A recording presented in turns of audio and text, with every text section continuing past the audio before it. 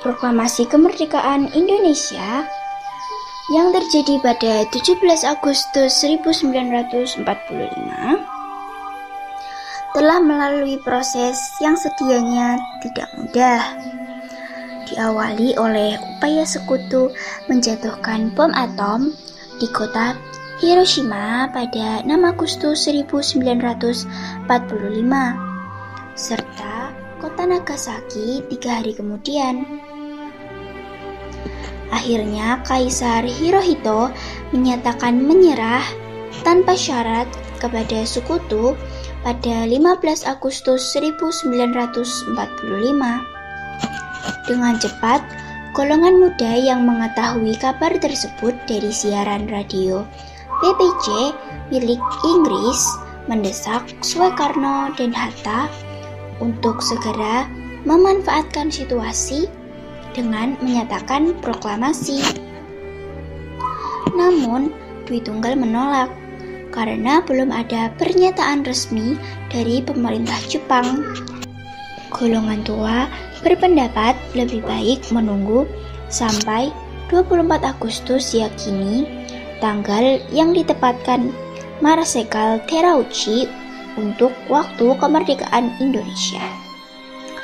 Ketika menerima Soekarno, Hatta, Rajiman di dalam 15 Agustus 1945, para pemuda di bawah pimpinan Soekarni, Chairul Soleh, Wikana bersepakat untuk mengamankan Dwi Tunggal bersama Ibu Fatmawati dan Guntur ke Rengas Dengklok dengan harapan agar mereka menuruti keinginan para pemuda. Namun sepanjang hari 16 Agustus 1945 itu tidak tercapai kesepakatan apapun hingga sorenya.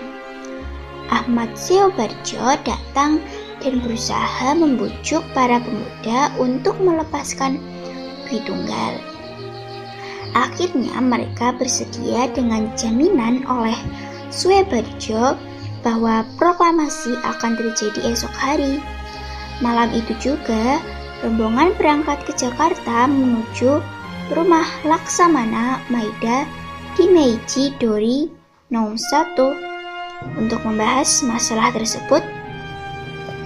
Setibanya di sana, tuan rumah menjelaskan permasalahan dan informasi yang sebenarnya terjadi. Maida lalu mempersilahkan ketiga tokoh menemui Kun Seikan, kepala pemerintah militer, Jenderal Moichiro Yamamoto, untuk membahas upaya tindak lanjut yang akan dilakukan. Namun, setibanya di markas Kun Seikan di kawasan Gambir, mereka bertiga mendapat jawaban yang mengecewakan karena Jenderal Nishimura yang mewakili Kun Seikan melanggar segala bentuk upaya perubahan situasi yang dilakukan. Mereka diharuskan menunggu sekutu datang terlebih dahulu. Ketiga tokoh bersepakat bahwa Jepang tidak dapat diharapkan lagi dan kemerdekaan harus segera dirancang secepatnya. Anggota PKI yang menginap di Hotel Desindes segera dikawal oleh Soekarni dan kawan-kawan menuju rumah Maida. 17 Agustus 1945, pukul 3 waktu Indonesia Barat, naskah proklamasi disusun oleh Soekarno, Hatta, dan Soebarjo di ruangan makan Maida. Naskah sebanyak 2 alinea yang penuh dengan pemikiran tersebut lalu diselesaikan dibuat 2 jam kemudian. Naskah kemudian diserahkan pada Sayuti Melik untuk diketik.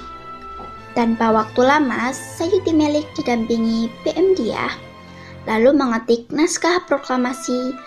Setelah itu, naskah diserahkan kembali kepada Soekarno untuk ditandatangani. 17 Agustus 1945, pukul 10 waktu Indonesia Barat, di halaman rumah Soekarno di Jalan Penggangsan di Timur nomor 56, naskah proklamasi dibacakan dalam suasana hikmat. Proses yang sebenarnya tanpa protokol nyatanya tidak menghalangi gelora euforia rakyat dalam merayakan dan menyebarluaskan berita luar biasa ini. Peran para pewarta sangat penting dalam peristiwa ini, antara lain Franz dan Alex Mendoer di IPPHOS yang mengabdikan momen pembacaan proklamasi, PM Diah dan Yusuf Ronodipuro yang membantu penyebaran berita proklamasi lewat cara seperti radio, surat kabar, telegram, serta melalui lisan. Semua berita memuat inti berita yang sama, yaitu Merdeka, Indonesia telah merdeka.